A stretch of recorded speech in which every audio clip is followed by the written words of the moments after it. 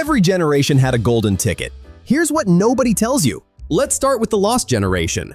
Yeah, they survived World War I, the Spanish flu that killed up to 100 million people, and the Great Depression.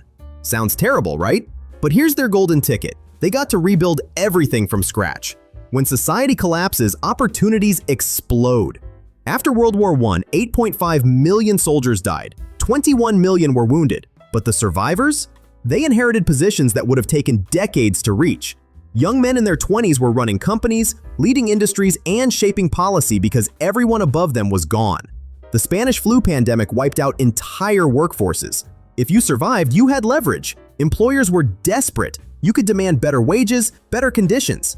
Women entered the workforce in massive numbers because there weren't enough men. This wasn't just progress, it was necessity, and it opened doors that stayed open. The 1920s saw the birth of modern consumer culture. Radio, cinema, automobiles, all brand new industries with zero competition. If you had an idea and the guts to execute it, you could dominate an entire market. The flappers weren't just rebelling, they were creating a new economy around fashion, entertainment, and lifestyle brands. Their advantage? Being first. First to rebuild, first to innovate in a world desperate for normalcy and entertainment. The lost generation turned catastrophe into the roaring 20s, and the smart ones made generational wealth doing it. Now, the greatest generation, and their advantage was almost unfair. Guaranteed prosperity. After World War II, America became the only industrial power with its infrastructure intact. Europe was rubble. Asia was devastated. America had zero competition. If you worked hard, and I mean just showed up and worked hard, you were virtually guaranteed a middle-class life. Here's the golden ticket: full employment. The unemployment rate was historically low. 16 million Americans served in World War II, and when they came back, the GI Bill paid for their education, their homes, their businesses.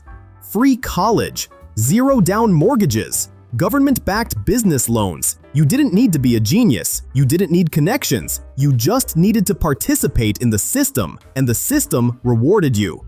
A single income could buy a house, support a family, and save for retirement.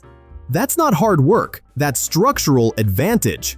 Technology was exploding, but simple enough that anyone could master it. Radio, television, appliances, these weren't complicated. You could fix your own car, repair your own TV. Manufacturing jobs paid enough to own a home and send kids to college. The golden age of Hollywood, the rise of comic books, jazz, blues, swing. Entertainment industries were booming and accessible. You could become a musician without a record deal just by playing in clubs. You could write for magazines without a degree. The barriers to entry were low and the rewards were high. Their advantage? Perfect timing. They rebuilt the world, then reaped the benefits in an economy designed to distribute wealth broadly. It wasn't just hard work, it was hard work in the right era. The silent generation gets forgotten, but they had something nobody talks about: unprecedented stability. They grew up during the Depression and the war, so they learned frugality and discipline. But they entered adulthood during the most stable economic period in American history. From the 1950s to the 1970s, the world was predictable. You could plan your entire life with confidence. Here's their golden ticket: loyalty paid off. You got a job at a company. You stayed there 40 years. You retired with a pension that paid 80% of your salary for life. No gig economy. No layoffs every recession. No worrying about healthcare. Your employer took care of everything. Social mobility was real. A factory worker's son could become a doctor. A farmer's daughter could become a lawyer. Education was affordable, and degrees guaranteed employment. The system was designed to move people up, not keep them down. They also benefited from the greatest wealth transfer in history, inheriting from parents while their own kids were still young enough to not need support. They bought houses for $15,000 that are now worth millions. They bought stocks when the Dow was under 1,000. It's now over 30,000. Their advantage? They played the long game in an era where the long game actually worked. Patience and consistency paid off more for the silent generation than any generation before or since. Okay, boomers, the most criticized generation. But let's be honest, they had the ultimate advantage: abundance without competition. 76 million boomers were born into the strongest economy in human history. Their parents, terrified by the Depression, created a system designed to ensure their kids never struggled. And it worked almost too well. Here's the golden ticket.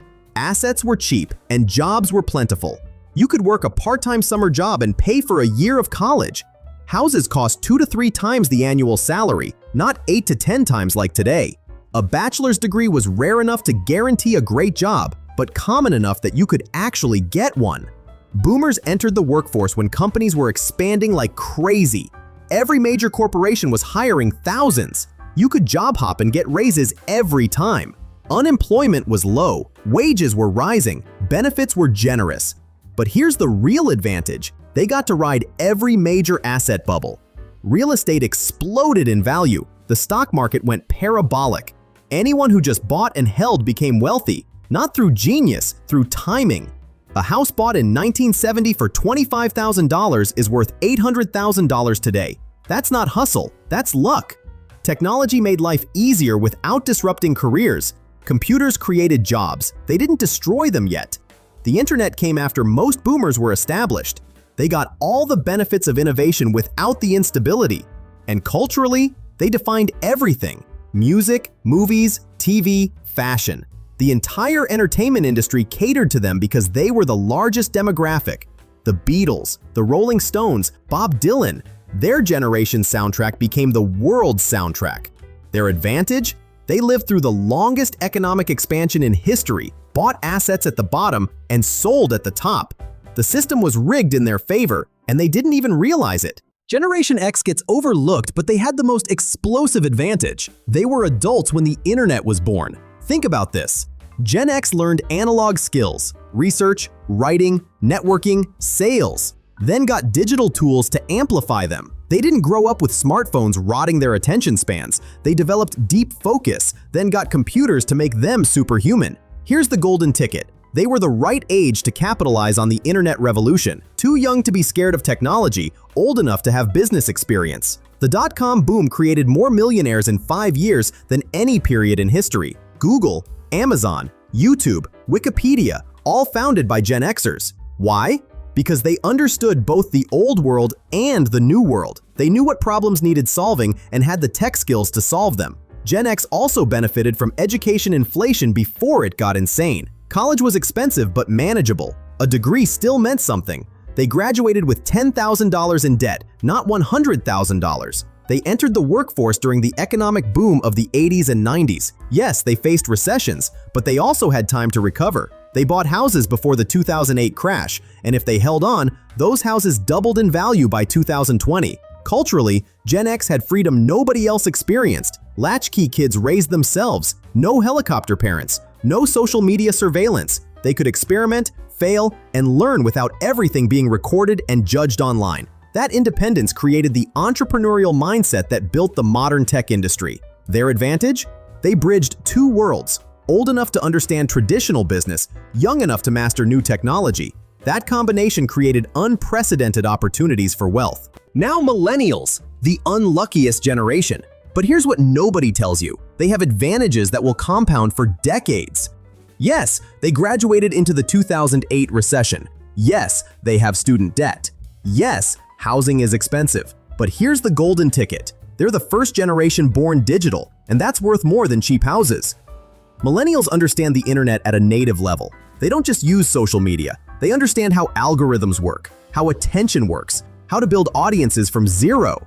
That skill is priceless. They witnessed the rise of the creator economy. YouTube, Instagram, TikTok, podcasts. Millennials were early adopters. The ones who started creating in the 2010s now have million-follower audiences worth millions of dollars. That's not luck. That's being first. Remote work? Millennials normalized it before the pandemic forced everyone into it. They already knew how to build careers online, how to freelance, how to leverage the gig economy. When COVID hit, they were ready. Everyone else was scrambling. Millennials also have time. They're only in their late 20s to early 40s. If you're 35 with digital skills, you have 30 years to compound those skills in a world that's increasingly online. That's a massive advantage. They're diverse, globally connected, and socially conscious, which matters because the world is globalizing. Speaking multiple languages, understanding different cultures, building international networks, these aren't nice-to-haves anymore. They're requirements. Millennials have them. And here's the hidden advantage. Asset prices will crash eventually. They always do. Millennials who are building skills, saving money, and staying patient will buy houses and stocks at the bottom, just like boomers did. Timing isn't everything, it's the only thing. Their advantage? Digital fluency in a digital world. It doesn't matter that houses are expensive when you can build a six-figure online business from your laptop. The game changed, and millennials are playing the new game. Gen Z has the most explosive advantage in human history. Infinite leverage through technology. Here's what that means. Previous generations needed capital, connections, or credentials to succeed. Gen Z needs none of that. You need a smartphone and Wi-Fi. That's it. The golden ticket? The creator economy is massive and growing. TikTok creators make millions. YouTubers build 8-figure businesses.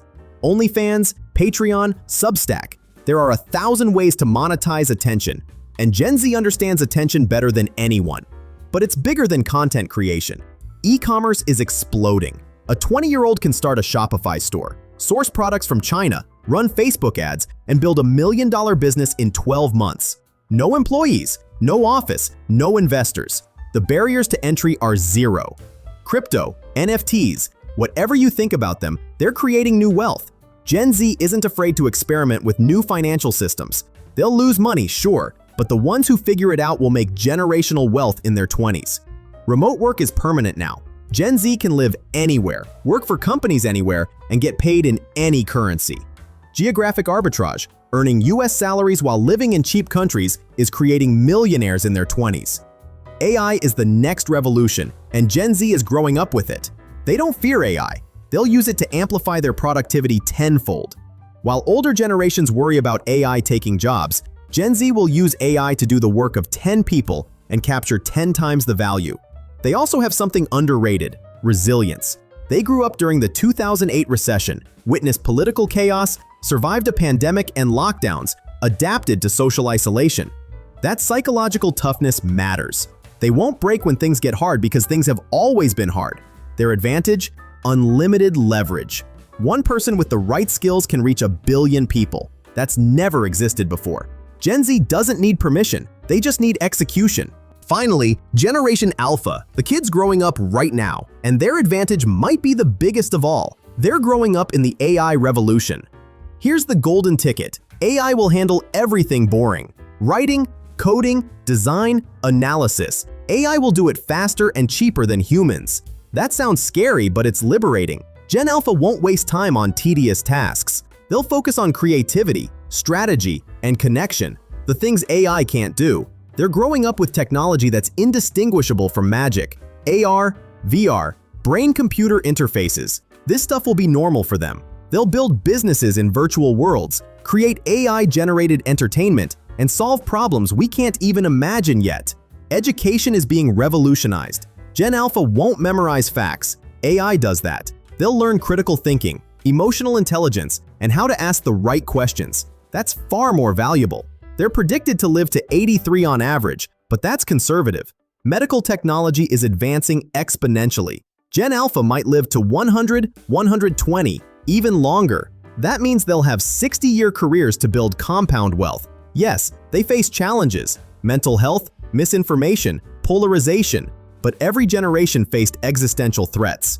Gen Alpha's advantage is they'll have tools we can't fathom to solve those problems. Their advantage? They're inheriting a world where human potential is about to be amplified by AI. The ones who learn to collaborate with AI will achieve things that seem impossible today.